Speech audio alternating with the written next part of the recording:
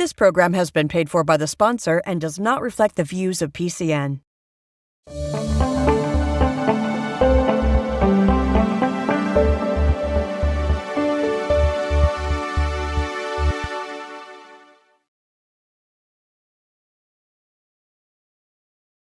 Good afternoon, and welcome to PHRC Speaks, Fair Housing Forward. I'm your host, Brittany Mellinger, and I serve as the Fair Housing Training and Outreach Coordinator at the Pennsylvania Human Relations Commission. In this show, we explore all things housing with the experts, advocates, and community leaders working to expand access to housing. Today, we'll be discussing housing opportunities for individuals with disabilities. It's my pleasure to welcome to the show Laura Willmer-Rodack.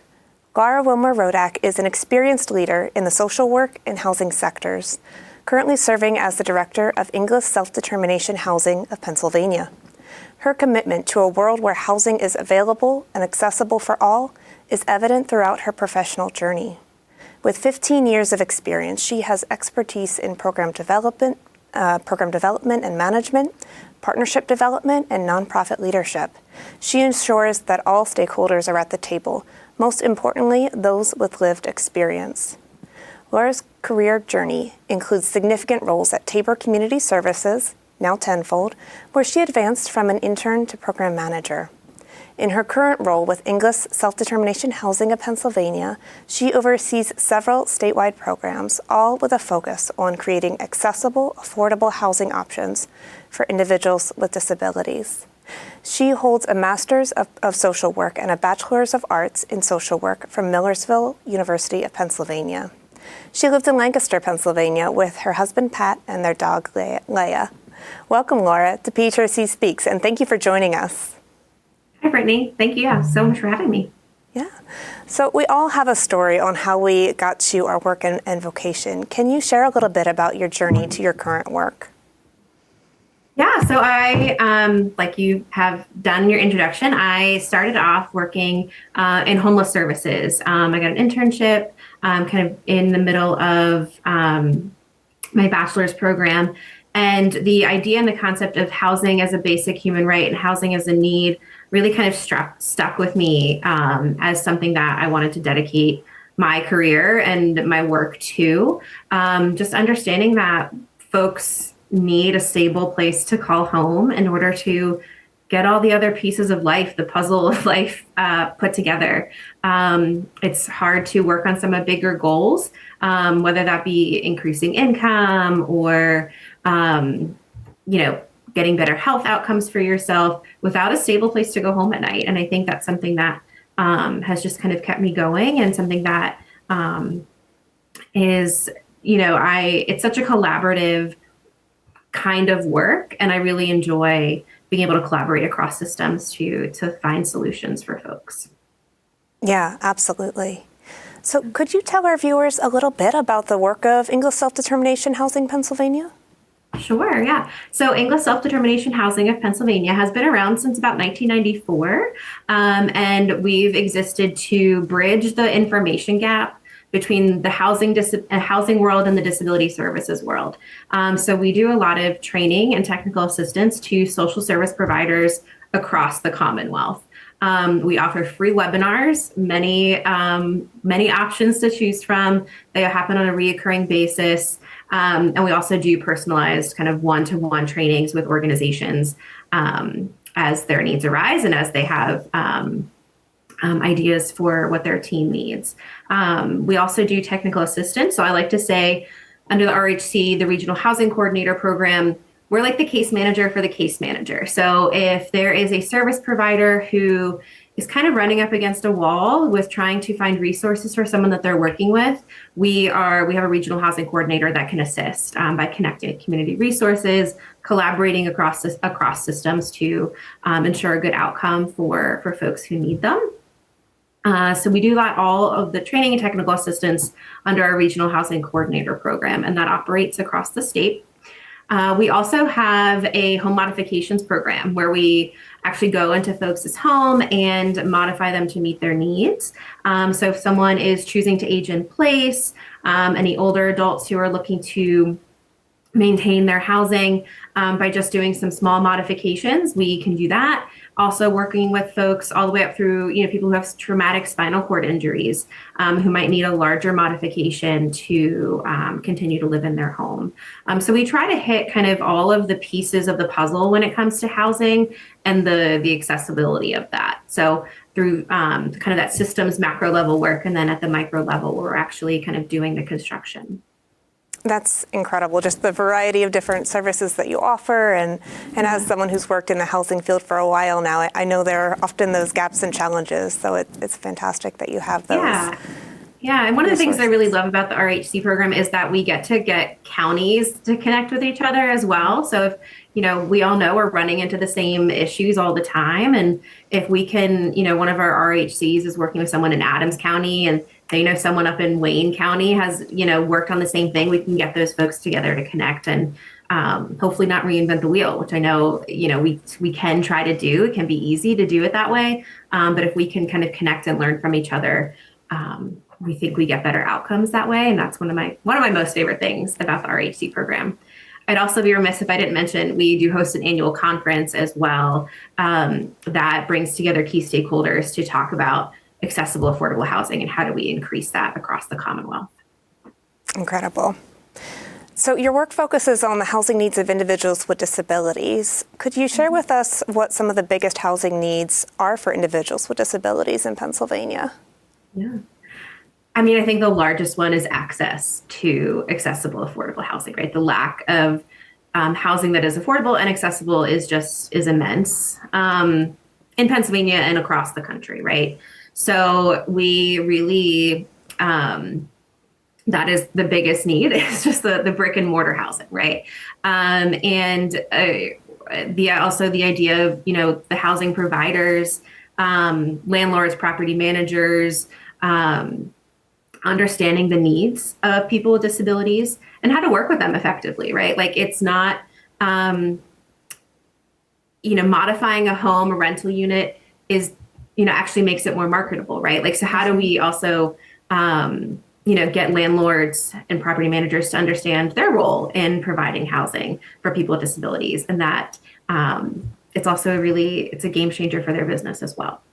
Yeah, I love how you phrase that as like a win-win situation. It's beneficial both for the individual that needs housing, but also for the housing provider as well. Yeah, and helping folks kind of understand at some point everyone's going to experience a disability, whether it's temporary or permanent, and we're all going to need housing. So how do we modify units to meet some of those temporary needs, right? Or work through them permanently and make it a permanently affordable unit. Yeah, absolutely. So I know you touched on this already, but could you share with us a little bit more about your home modifications project? What are some of the types of home mods that you typically fund? Yeah, so we do lots. We get really creative with the funding that we have, but the vast majority of things that we do is we install ramps, we can add grab bars, we can modify bathrooms and kitchens to allow for mobility devices. So if someone is a wheelchair user, we can work on leveling the sink, lowering the sink, and mirrors and faucets and all those kinds of things to make sure folks can reach them to complete their activities of daily living. Those are the things that we really look at to make sure that someone can live comfortably and safely in their homes. Can they get in and out of their homes, and can they access the bathrooms? We do stair lifts as well. We have also done kind of outside vertical lifts for more row homes. That's kind of what we see in more urban areas. But in more rural areas or suburban areas, we're doing more ramps and those sorts of things. So we have a little bit more space. We are also working with Inglis's assistive technology department to incorporate more smart home activities and products into our home modifications. We believe that those two concepts really marry beautifully together and can increase the accessibility and safety in someone's home by providing some, Alexas or Ring doorbells, smart blinds. I wish I had smart blinds a lot of the time, right? So those are some things that we're trying to kind of think outside the box, outside of those traditional grab bars or shower seats and those sorts of things, to really, truly, make things serve people as holistically as possible. Yeah, some of those changes might seem really minor, but I can imagine they make a really big difference in the quality of life of someone who can access everything in their kitchen or get their blinds easily adjusted or see who's at the door. Absolutely. Yeah. And like you said, they might seem small, but they really do have such a high impact. And that's really what we look at is what can we do? What can we bring into someone's home that will have the highest impact, that will allow them to kind of live independently for as long as they choose. Yeah, absolutely. And getting to stay in their own home, in their community where they've got support. So I imagine that can be really huge for folks to not have to move someone when their mobility needs change. Absolutely. I mean, we know people thrive in their communities of choice, and we want to support that as best we can and for as long as possible. There will be some folks that, need extra levels of care at some point, and those are valid choices as well, and necessary, choices. So, but really our goal with our home modifications program is to keep people where they want to live as safely as possible. And we'll collaborate with whatever organizations the person is also working with or involved with. So if they're working with, their area agency on aging, or they're working with their service coordinator, we'll make sure that we keep people at the table, so that the work that we do, we kind of come in and come out, and we know that other people will stick around for longer. So we want to make sure that, everyone is at the table and everyone understands what the needs are and how we can all meet them together. Fantastic. So next I'd like to talk a little bit about the Section 811 Project Rental Assistance Program. Could you tell us a little bit about this program and who it serves? Yeah, so the Section 811 program it's a federal initiative that comes from HUD, that provides rental assistance to low-income individuals with disabilities, ages 18 to 61, I believe. And it allows them to live independently in their communities of choice. It is a rental assistance program that folks can access, for the entire time they live in that unit. And it makes it easier for folks to maintain housing, right? We know that folks with disabilities, their incomes are not as high as the general population, and they often need subsidies in order to maintain housing long term. So this program is a partnership between the Pennsylvania Housing Finance Agency, the Pennsylvania Department of Human Services, and SDHP. We operate the wait list for that program. We maintain the wait list, we recruit folks to the wait list, and then we make the referrals to the rental units themselves. So we do a lot of cross systems collaboration again, to ensure folks can get access to these units. It's an incredibly beneficial program. It's an incredibly high impact program as well. And we look forward to, continuing that work with the newest award given to Pennsylvania last year. Excellent. Could you talk a little bit about the impact of being able to live in the community as opposed to having to live in a nursing home? Yeah. So we truly believe that living in the community provides people with a chance to experience a higher level of independence and self-determination. By our name, or our team's name, that self-determination is really important to us. And we kind of see that as the jumping off point for everything that we do. So living in the community helps people form social connections, pursue employment opportunities, and engage in activities that they choose, right? And I think just because someone has a disability doesn't mean that any of those things that you and I want to do are different for people with disabilities, right?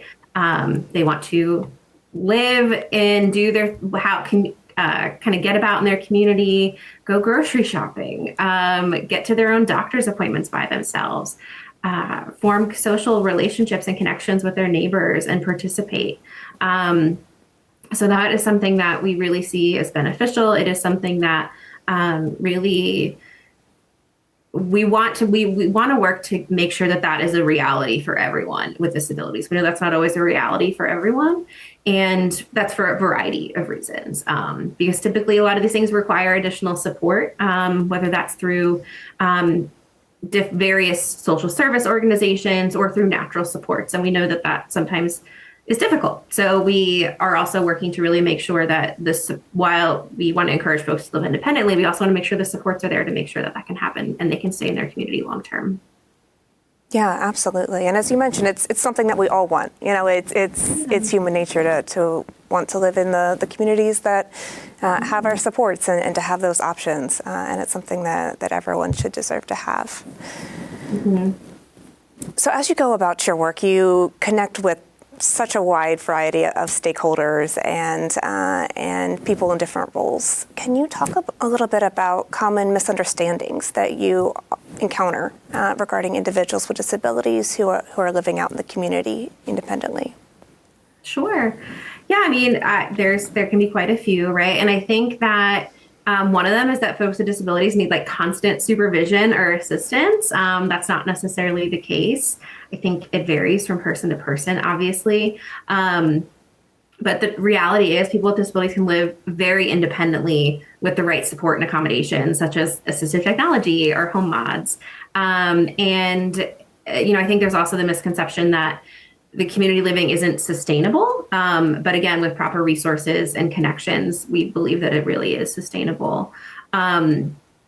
I think some of the things that we encounter when we're talking with landlords, as far as modifications or some of that goes, landlords might be hesitant to do construction, right? Like to kind of really do a lot of work on their property to make something accessible. But one of the things that we do try to educate landlords on is how much more marketable it makes their unit or their property.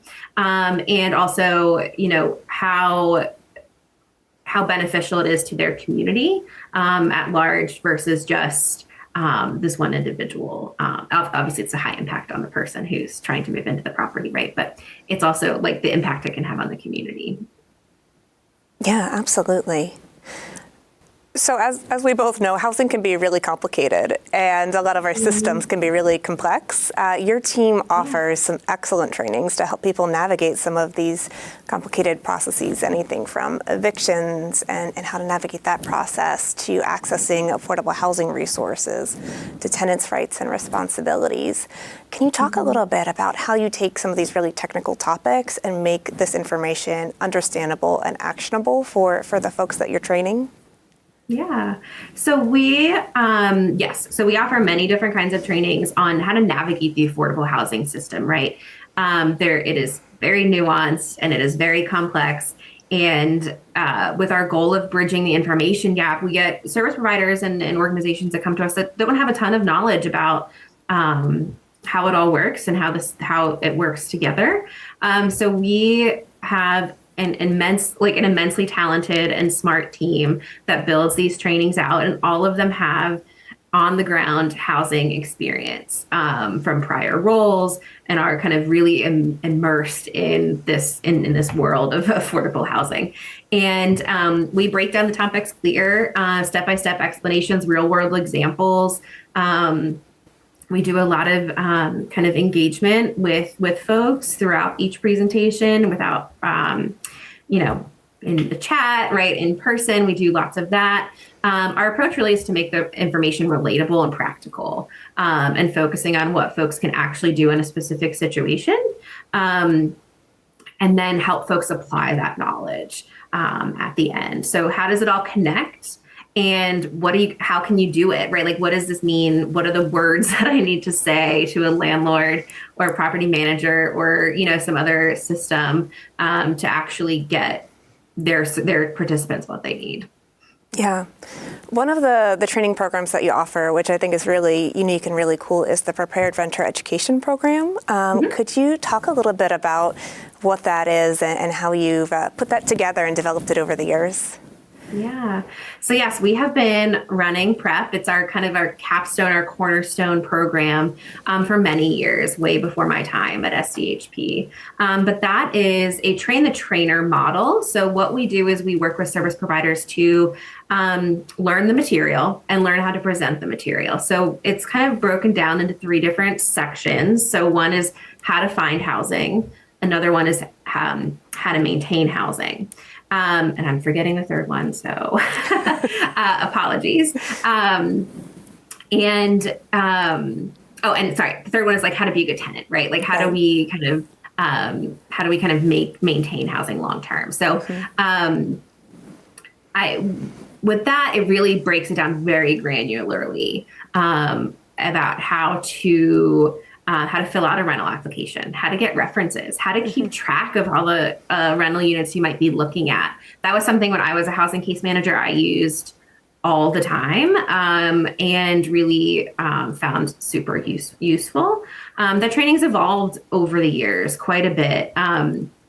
We have lots of different supporting materials now in addition to our manual, and folks who kind of come through our prep trainings to get their training certified have their regional housing coordinator to connect with on a regular basis as they're implementing prep in their communities. And that can look different from community to community, county to county. Some organizations host an education session for their participants on a regular basis. Some just use it as for tips for their one-on-one counseling with folks. So it really kind of depends on the community. I've seen lots of different ways that it's implemented, but it really is kind of the basis of housing, searching for housing and maintaining housing. And it can be really applied across lots of different populations. Yeah, I imagine having those really practical tools and pieces of information, as well as that ongoing support and that flexibility, really make it a really valuable program for the folks that go through it. Yeah, we recently also started offering continuing education credits for our prep training. So we're really excited about the growth that we've seen in that program. Yeah. Could you speak to some of the common misunderstandings or some gaps in knowledge that your training team encounters about housing rights and resources? I know you speak to a wide variety of audiences. What do folks not know that they should know? Yeah, I think what gets people most confused is all the different kinds of subsidies and programs that exist out there. They all have different eligibility criteria. They all have different areas of focus. And I think that can be the most confusing for folks kind of outside the housing system to understand how to navigate and how to access the resources. I think sometimes people can, say the right thing, the right words to the right person, and they get what they need. And our goal really is to make sure that everybody knows the right words to say and the right people or organizations to go to get their participants what they need. I think people also sometimes get really confused about what their rights are, their rights as a tenant, and what they are allowed, what they're afforded through the Fair Housing Act, as well as all of those kinds of things that come into play with that. Am I allowed to get a modification? What's the difference between an accommodation and a modification? People can kind of get tripped up on that as well. And I think we've got lots of terminology that we love to use that kind of trips people up. But we try to do a pretty good job of maintaining a glossary of those terms so that folks can reference them regularly. Yeah, that's really helpful. There's a lot of terminology in the housing world, so it's really great that you're breaking it down for folks and making it accessible so that folks can advocate for themselves when they do need to ask for those needed changes or figure out how to get the things they need. Yeah. So I know this must be incredibly difficult work on week in and week out. Could you talk a little bit about what keeps you going in the face of challenges? Oh, yeah, it's a really good question. And I mean, it probably varies from time to time, but when I get to hear the positive impacts, that obviously keeps me going, right? When I hear a story about a modification that we've done that allows someone to not have to crawl up their stairs to access their bathroom, right? Because we put a stair lift in, or when someone finally has access to, some other room in their home that they haven't been able to, or they can leave their home. That's something that we see a lot of times where folks can't even leave their home because it's not accessible. So those are the things that I love to hear about those. And that definitely puts kind of a little, a boost into the motivation for the day. And I think it's one of those, every time we get to educate someone else on how to navigate systems, that's enough, because then I know that person is going to then impact, dozens of other people. So it's just kind of that one point where we get to educate, gets me excited. And just when we get to connect people together, because the way that we get this work done and the way that we address the affordable, accessible housing crisis is by making connections and knowing that we're all in this together. And that's, it's a beautiful thing when those things come together. Yeah, it really is. Well, thank you so much, Laura, for the incredible work that you and your team are doing and for taking the time out of your busy schedule to join us here this afternoon. Thanks so much for having me, Brittany. This was wonderful. Absolutely. I would also like to thank our viewers for spending their afternoon learning with us. If you believe that you've experienced housing discrimination or would like to learn more about housing protections in Pennsylvania, give us a call at PHRC's Fair Housing Line, which is 855-866-5718. You can also find us on our website on the screen, which is www.pa.gov/en/agencies/PHRC. You can also keep up with our work on Facebook, Instagram, X, YouTube, and LinkedIn. There's lots of different ways. And remember that our communities are stronger when everyone has a place to call home. We'll see you next time. This program has been paid for by the sponsor and does not reflect the views of PCN.